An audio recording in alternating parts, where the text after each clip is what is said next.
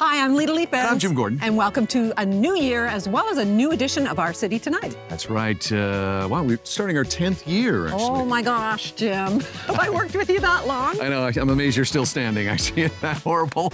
Well, where are we? We're back on Granville Island, where we've done a number of shows over the last few years. We're going to be joined in this episode. Lita, perfect that we're starting the new year out with the theme of this episode, joined by David McCann, our old friend, the general manager at Creek House. And this time, the whole episode is about the kids. It is about the kids. It's we're going to be showcasing an initiative that Dave McCann and Creek House started called Granville Island Cares for Kids. And we're going to share all those details throughout this episode. Yeah, it's about feeding the kids. That's the most important thing. And we'll get to that right after you watch this.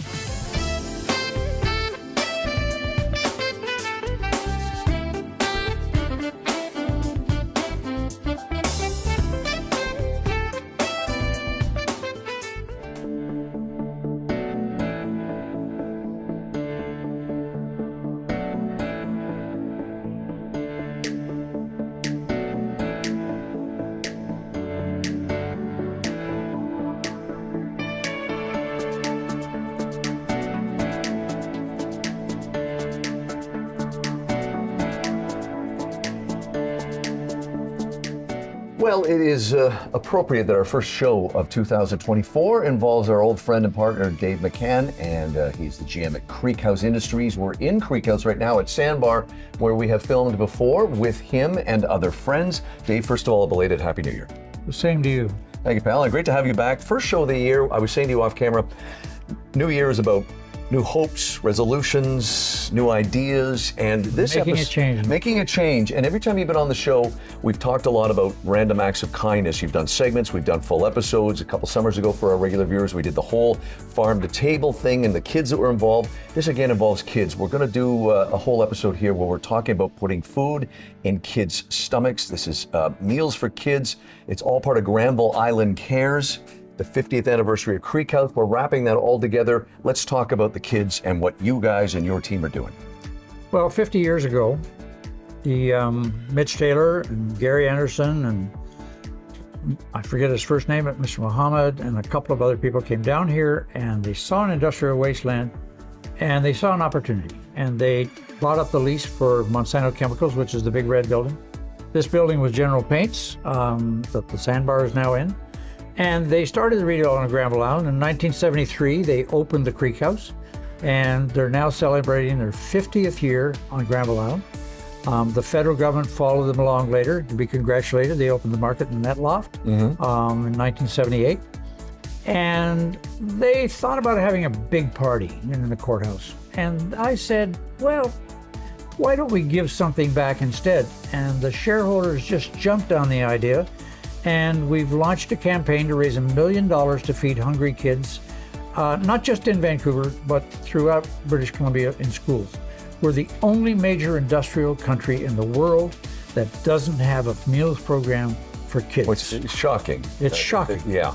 And as you said too, it's, I didn't even think of this before, was sitting with you and Lisa from Loving Spoonful, who's been on the show, part of your episodes, that it's the kids in school, but also Friday afternoon, that may be some kids' last real good meal until they come back to school on Monday, and that's something else you're tackling. And there's so many people involved. Yep. And we're going to head to Tea House Restaurant in Stanley Park in a little while, where we had a great event. That's where this really began back in late November. Yep, 22nd of November, and since then we've raised over $150,000, and the money is just starting to flow in from our online campaign.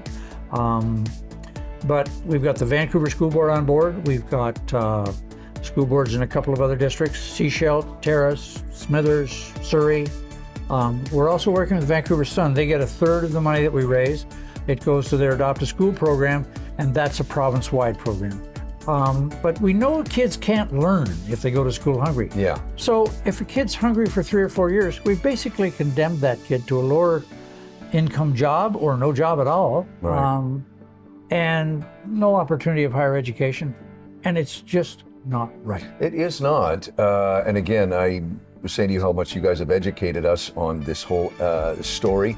One of the things I wanted to talk to you about is again, you have become known as the guy that can pick up stuff when called. Dave, I've got a warehouse of X. X is going to the dump. What a complete waste. and they've said, Dave, if you can pick this stuff up, no charge, just pick it up, but do something good with it. And that is the amount of stuff that you have brought in. I keep thinking about all the art prints That's that have you just part of taken. it. And yeah, but tell our viewers about that, because I was disgusted by the amount of waste, but I mean, I've had people call me up and say, I've got massage tables and chairs. I've got pallet loads of brand new wine bottles. I've got, some guy just gave me 14 pallet loads of art and a 6-car garage piled 5 to 9 feet tall, depending on where in the garage. and tell our viewers what you do with the art prints, for example. Well, Barry Mowat's a good example. Barry Mowat, with his partner, operated Bushland Mowat Gallery. He now runs the Vancouver Biennale. Called me up one day and he said, David, we're downsizing. I've got 14,000 art books. I've got 3 of the big filing cabinets full of beautiful stone lithographs and other art prints, thousands and thousands of pieces of art. It's all yours.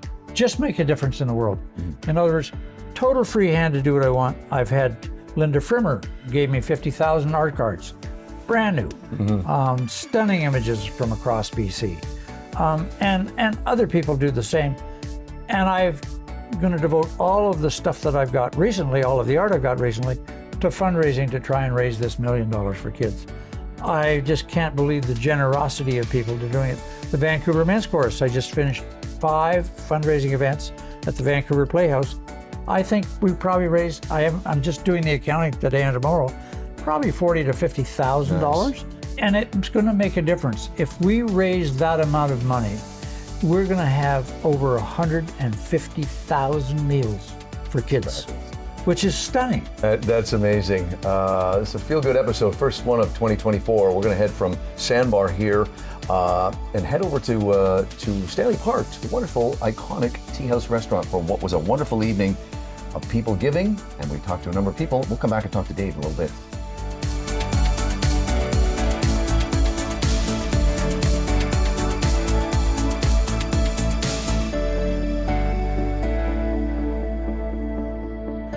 Well, I got to sit down with Lisa Martella. She's the executive director of A Loving Spoonful. So some of you might recognize her from being on our show before.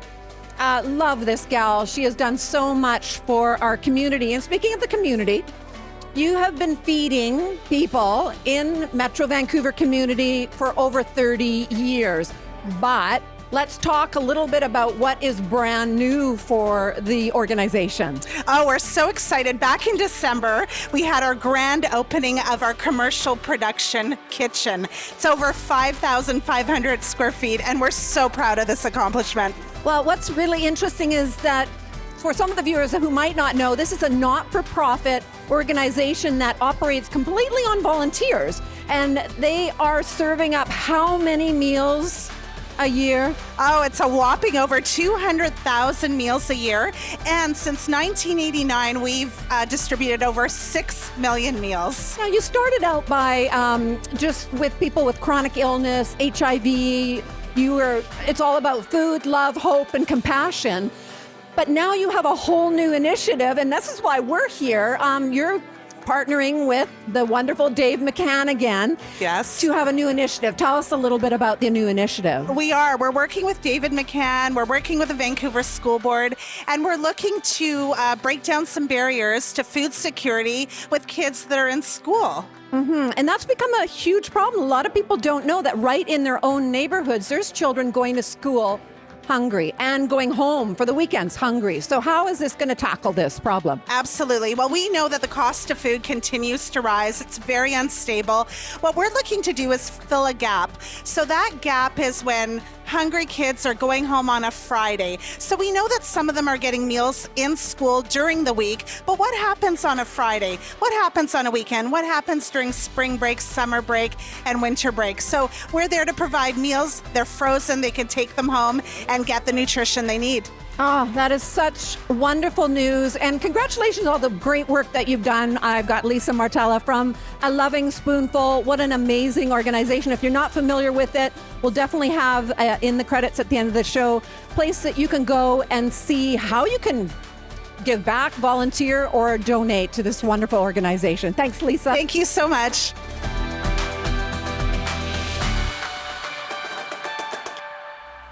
Well, we've had a lot of people saying some nice things about David McCann tonight. David just told me before we came on with this man here is one of the nicest, most amazing men he's ever met. Yeah, it's called the embarrassing you now stage of the interview. Yeah.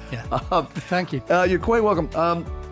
Tell our viewers a bit about what you've been doing. I could see why, when I met you, why you and David are simpatico as friends and as colleagues.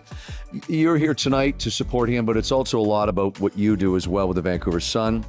And a very similar thread running through, and that's making sure kids do not go hungry. Yeah, the Vancouver Sun Children's Fund is it starts basically this time of the year, and I write the stories that kind of expose the problem that children have going to school hungry. Families these days can't afford.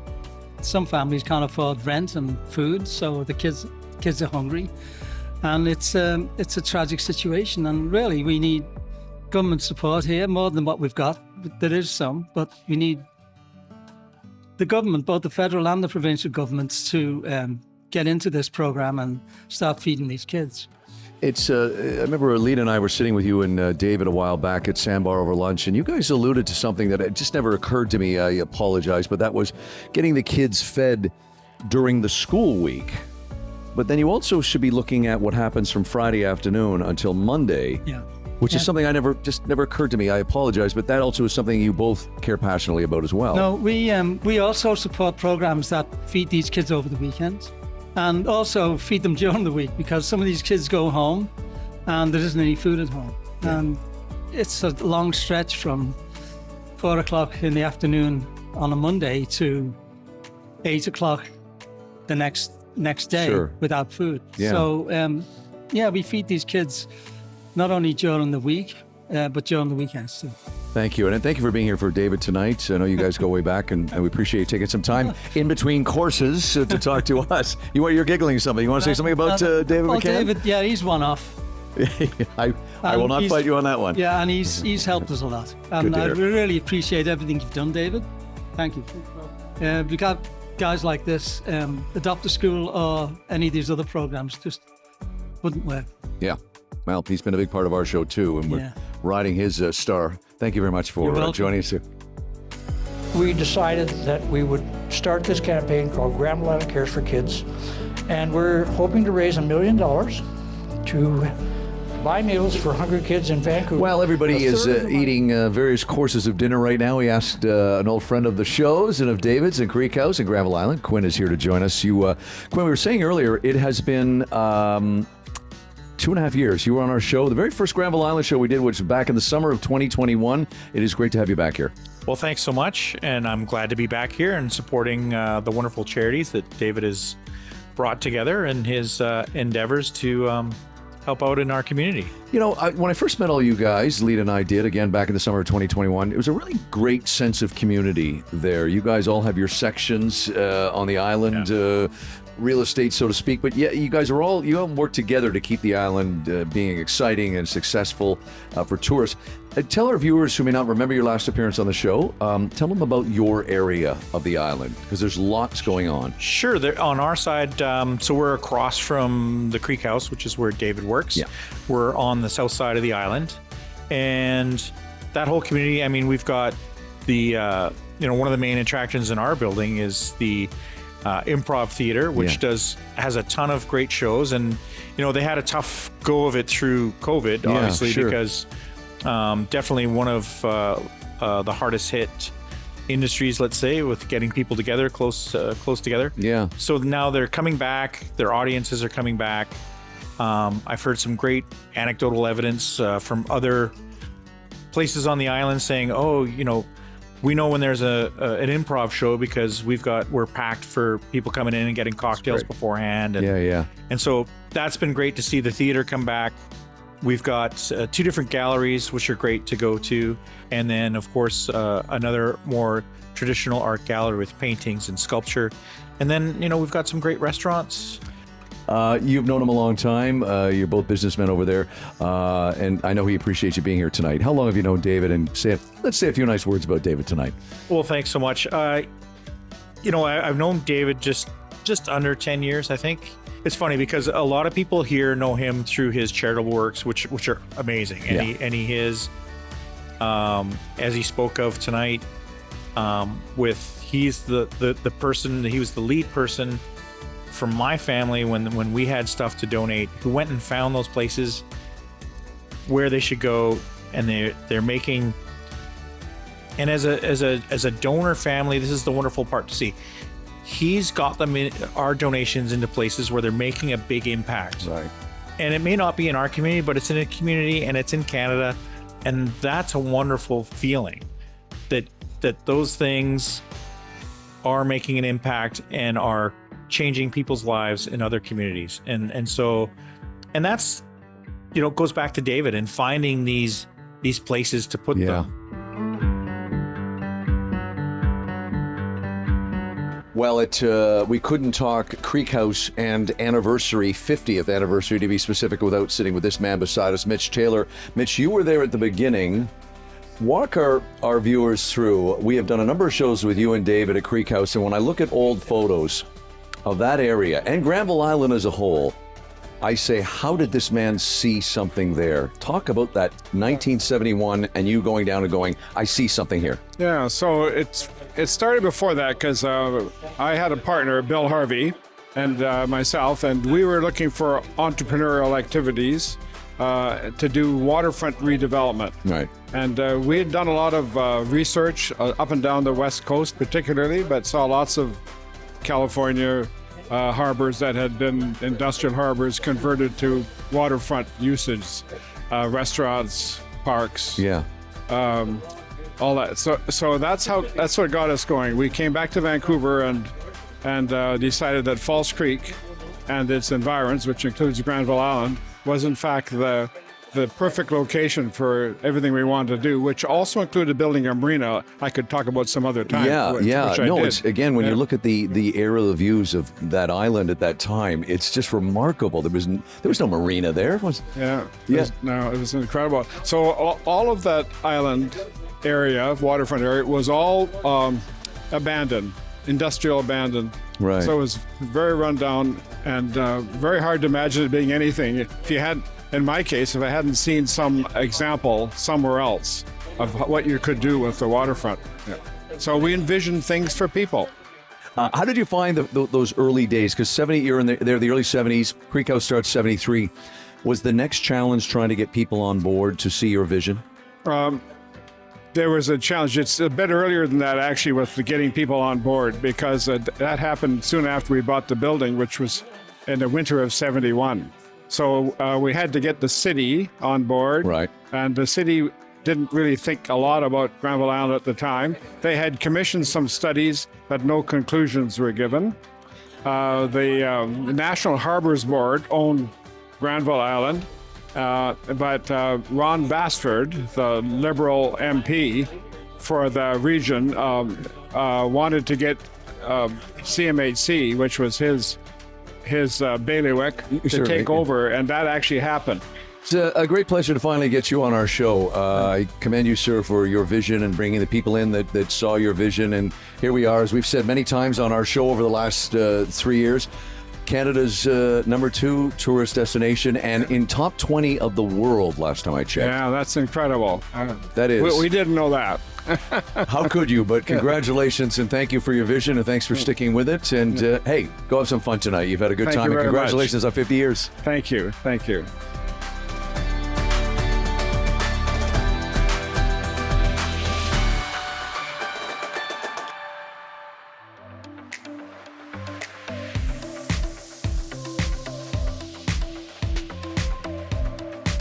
Well, we're back here on Granville Island and in the Creek House area, and I'm joined by Tom Lancaster, who is the general manager of all of Granville Island. And it's interesting, you have partnered now with Dave McCann on the Granville Island Cares for Kids initiative. Fantastic program. Tell us a little bit about the partnership. Well, thanks for coming down, first of all. Absolutely. We're really excited to be doing this work with David. He's a longtime community member on Granville Island, and this initiative is really out of his heart and something we care deeply about as well. Granville Island, as we all know, is a beloved place for families from all over, but mostly from Vancouver. Bring their kids down here to see everything from the kids-only market, obviously not the water park right now, but during the summer, a really important part of the experience here is not just the public market, but all of the various things that kids and families can do. And this initiative, as you had mentioned before, is very lofty. There's lots to do to feed hungry children and help with some of the schools. It's very exciting that such a big entity has partnered with this initiative. Oh, well, we're really excited to be doing this work. We do a lot of work for charitable interests as well. And so when there's a community member who comes forward with an initiative like this, where they've put a lot of their own effort into it, what we do a lot is partner with folks who are doing these kind of projects or fundraising initiatives. And we'll do everything from assisting with media and publications to storage of things in any one of the facilities around the island. So we try to be as flexible as we can. And I think, you know, we're big enough. We're just about 42 acres. We've got some room for stuff, although not a lot. And this is an important thing. So we prioritize stuff like this. Well, thank you, Tom, and thanks to Dave McCann, of course, for this great initiative. We're looking forward to seeing the results. Well, thank you very much, Lita, for coming down. And thanks to everybody on Granville Island out there in the wider community for supporting this initiative. It's something that's very near and dear to our hearts, and we thank everybody for their support.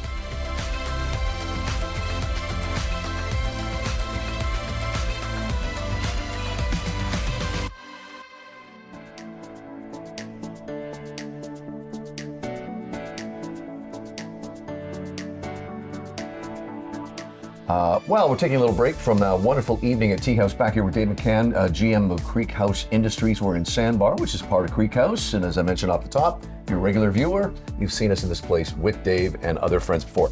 Dave, we were talking before we headed to Tea House about my favorite part is the art prints that you just get inundated with, which is a good thing, but it also is not just about money. You also have had some good interaction with kids, making them aware of acts of kindness through these art prints.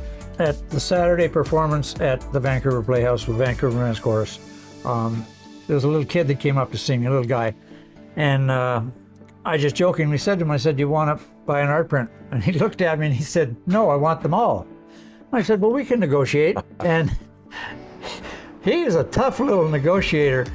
I eventually agreed to give him a free Bernard Gantner stone lithograph in exchange for him practicing 2 random acts of kindness. And his dad is actually going to send me an email and tell me what he did. And but during the intermission, he brought his younger brother, and I negotiated the same deal with him. So we had 4 random acts of kindness from 2 young kids. Kids learn early. And the people standing around watching the negotiation, and it took about 15 minutes. They're tough little negotiators, these two. They applauded. It was just fun to watch, and I get to do that. It's not just about raising money, it's raising awareness that we have a responsibility to pay it forward. We should mention too about how this love and this giving and sharing has worked its way across the country. Again, the stuff that people call you about, saying, "Can you just help me get rid of this or give it away?" That led to 3 museums in the Maritimes. Tell our viewers about all 3 of them. One of the friends of the shareholders of the Creek House started the Maritime Market, which runs from Bridges to the entrance of Granville Island. And he had a passion for collecting stuff. Had an amazing fly fishing, model ship, and model train museum here in the island. He packed it up and moved it to his farm in Duncan when he retired. And it sat there in a barn, just basically gathering dust. And when John Keith King passed, his family asked me if I would dispose of the collection. And I found 2 museums, the Train Museum in Macadam, the Fly Fishing Museum in Doketown, New Brunswick. And I was in Mexico, I was looking for a place for the model ship collection. And I tried museums here in BC, but they wanted to cherry pick it. And I'm sitting there talking to someone about giving Kim Kuzma, an old Vancouverite friend of yours, on our show before as well, an award from the PV Men's Chorus. And there was a guy from Newfoundland sitting next to us. His name is David Philpott. And we got to talking about what I was doing in my spare time here in Vancouver, which was going over and cataloging this collection. And I just casually mentioned that I was looking for a home for the model ship collection. I didn't want to break it up. And he just very casually said, "Well, I'll take it." And I said, "Well, where are you going to put it?" And he just picked up the phone is the Premier in? And I instantly took attention. He was talking to the Premier of Newfoundland, and he said, do we have a community in Newfoundland we can put a maritime museum in? And in literally 3 to 5 minutes, he had the agreement of the Premier and the collection and several tractor trailer loads packed right to the top were sent to Marystown in Newfoundland. And it's not only created a museum, it's created jobs, it's created community. People are bringing out, it's a shipbuilding community. People are bringing artifacts that their great-grandfathers or grandfathers had, stuff for the basements and attics. It's created an educational program throughout the peninsula, and they're teaching them about the history of shipbuilding in their community and in Newfoundland. And it's just wonderful to see, and it's become an attraction for that community. It's great stuff across the country, from coast to coast. Here with Dave McCann. Of course, we're celebrating Creek House Industries' 50th anniversary. And Sandbar, where we are, is part of Creek House. We, of course, have done episodes on Creek House. Some great shops here, too. But also, it's about kids and Granville Island Cares. 100% of the money raised tonight is going to feed hungry kids. Thank you.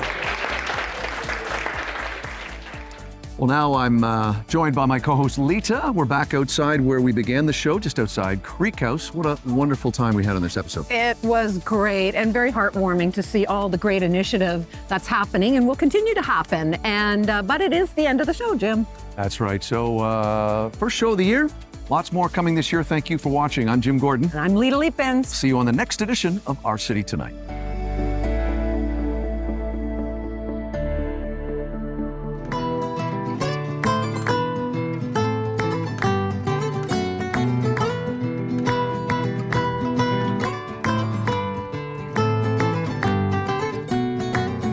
Sponsorship and other promotional considerations provided by Bosa Foods, authentic Italian, with 2 locations to serve you better.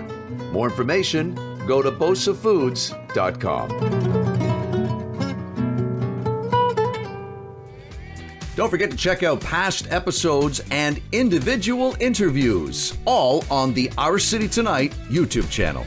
The Richmond Sentinel, providing news, entertainment, and human interest stories in print and online. While in Whistler, Our City Tonight stayed at the Blackcomb Lodge, serving guests in the heart of the village since 1980.